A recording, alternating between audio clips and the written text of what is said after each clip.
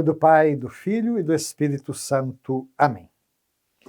Caros irmãos e irmãs, no nosso último programa nós abordamos como a criação é obra da Santíssima Trindade. Estamos acostumados a dizer no nosso credo, creio em Deus Pai Todo-Poderoso, Criador do céu e da terra. De fato, historicamente, a criação ela é apropriada ao Pai. No entanto, vimos também que uma releitura cristã do relato da criação mostra que o Pai cria através do seu Filho e do seu Espírito. Inclusive citamos a expressão tão famosa de Santo Irineu, que o Verbo e o Filho, o Verbo e o Espírito, melhor dizendo, são como que as duas mãos do Pai. Então, nós vimos como que São João começa o seu evangelho dizendo: no princípio era o Verbo, e o Verbo estava com Deus, e o Verbo era Deus. Tudo que foi feito por meio dele, e nada do que existe foi feito sem ele. Então, sem dúvida, embora na Bíblia o único sujeito do verbo criar seja Deus, São João vai dizer que Deus criou por meio do seu Filho amado. A carta aos Colossenses é ainda mais explícita, quando ela diz que nele, no Filho amado, foram criadas todas as coisas, no céu e na terra. Tudo foi criado por ele e para ele. Ele existe antes de todas as coisas, e nele todas as coisas têm a sua consistência. Lembramos, inclusive, que ao abordarmos a Santíssima Trindade, lembramos muito bem como, embora Jesus tenha entrado no tempo, ou melhor, o Filho de Deus tenha entrado no tempo e na história, no ventre de Maria, e viveu num país concreto, numa região concreta da Terra, numa cultura específica e numa época bem datada, bem delimitada, o Verbo, enquanto Filho de Deus, no seio da Trindade, existe desde sempre. Vimos também que a fé da Igreja afirma igualmente a ação criadora do Espírito Santo, já que o Espírito Santo ele é doador de vida.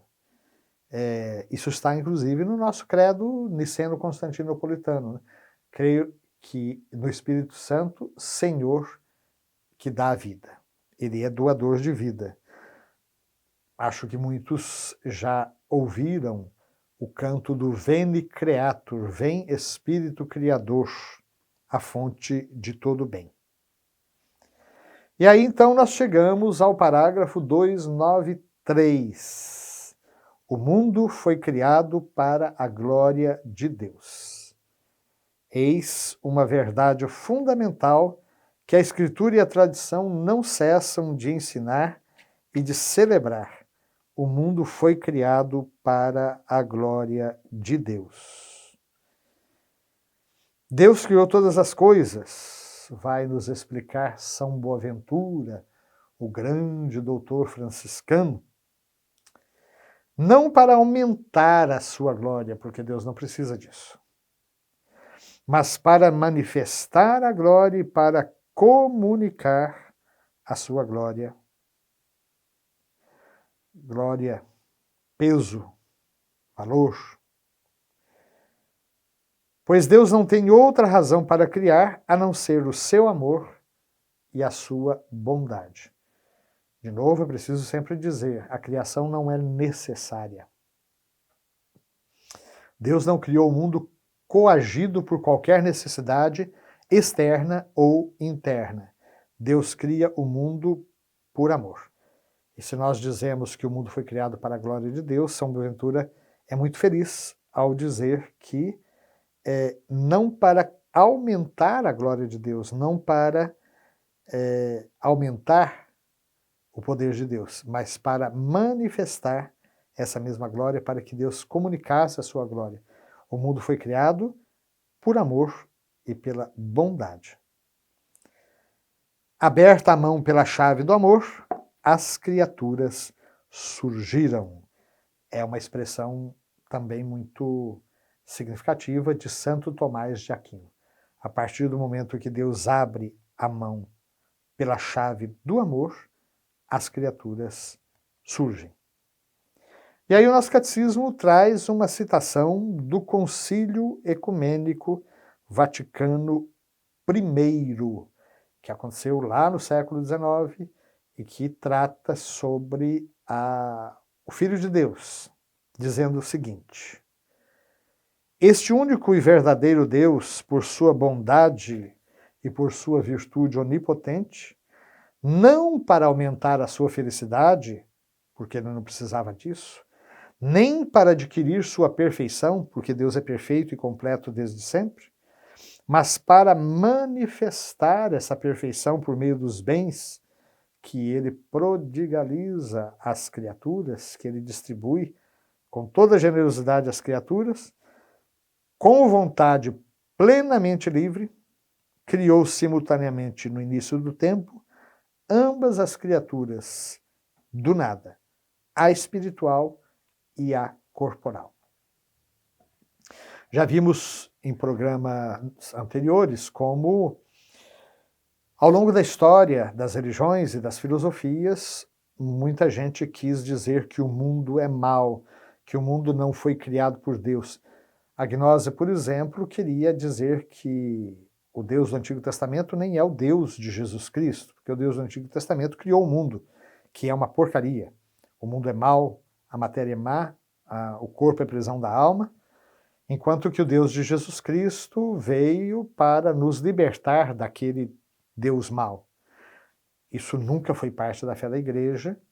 Deus criou o céu e a terra é uma expressão totalizante, é uma expressão globalizante, de modo que o Concílio Vaticano I vai dizer que no início do tempo, Deus criou ambas as criaturas e as criou a partir do nada, tanto a criatura espiritual quanto a criatura corporal. Os anjos, seres puramente espirituais, foram criados pelo mesmo Criador que criou a matéria e, portanto, o nosso corpo, portanto, a nossa realidade sensível. Parágrafo 294. A glória de Deus consiste em que se realizem esta manifestação e essa comunicação de sua bondade em vista das quais o mundo foi criado. E aí o nosso catecismo cita a carta aos Efésios, no seu primeiro capítulo, versículos 5 e 6.